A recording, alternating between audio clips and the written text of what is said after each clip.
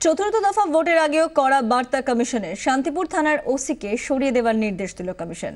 শান্তিপুরের ওসি পার্থ রায়ের বিরুদ্ধে আগেই পক্ষপাতিত্বের অভিযোগ এনেছিলেন বিরোধীরা। সোমবার আক্রান্ত হন ওই কেন্দ্রের প্রার্থী নিজেই। এরপরই ওসিকে সরানোর নির্দেশ দিল কমিশন।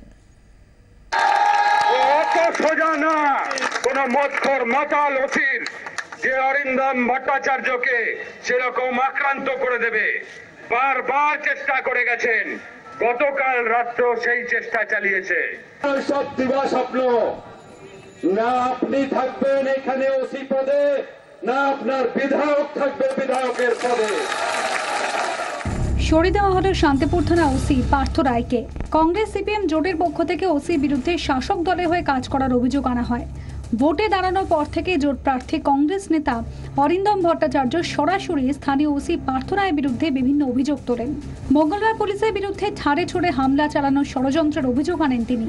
অরিন্দমের অভিযোগ, মঙ্গলবার শান্তিপুর 20 নম্বর ওয়ার্ডের সিপিএম নেতা নজরুল বিশ্বাসের বাড়িতে হামলা চালায় বেশ কয়েকজন তৃণমূল কর্মী। ঘটনাস্থলে পুলিশের কাছে অভিযুক্তদের নাম জানান অরিন্দম। পুলিশ ঘটনাস্থল ছাড়ার কিছু পরে ফের হামলা চালায় দুষ্কৃতীরা। অরিন্দমের অভিযোগ, তাকে প্রাণে মারার চেষ্টা করা হয়, ভাঙচুর করা হয় গাড়ি। হই হই করে এক দল 25-30 জন লোক হাতে তরোয়াল, দাও, হাতে বাঁশ, এইসব রড এই নিয়ে ছুটে চলে আসে। এরপরেই শান্তিপুরের ডাকঘর মোড়ে 34 নম্বর জাতীয় সড়ক অবরোধ করে জোট সমর্থকরা। তৃণমূল প্রার্থী অজয় দেব পুলিশ এবং তৃণমূল আঁতাতের অভিযোগ অস্বীকার করেছেন।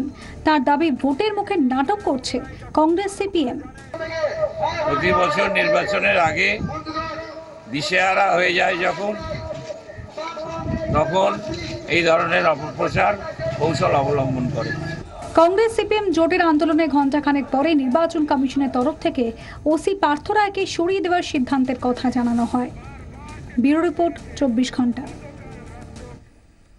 শান্তিপুরের ওসির পাশাপাশি মুর্শিদাবাদের ডোমকল থানার আইসি নিহার রঞ্জন রায়কেও সরিয়ে দিল নির্বাচন কমিশন। বিরোধী রাজনৈতিক দলগুলির কর্মীদের অভিযোগ গ্রহণ করেন না তিনি, এমনই অভিযোগ উঠেছিল ডোমকলের আইসির বিরুদ্ধে। সে কারণেই তাকে অপসারণের সিদ্ধান্ত নিয়েছে কমিশন। কমিশনের নির্দেশ, OC Shantipur PS and officer in charge Domkal PS in Murshidabad, এদেরকে তাদের পিএস এর দায়িত্ব থেকে রিমুভ করার ইনস্ট্রাকশন কমিশন দিয়েছে।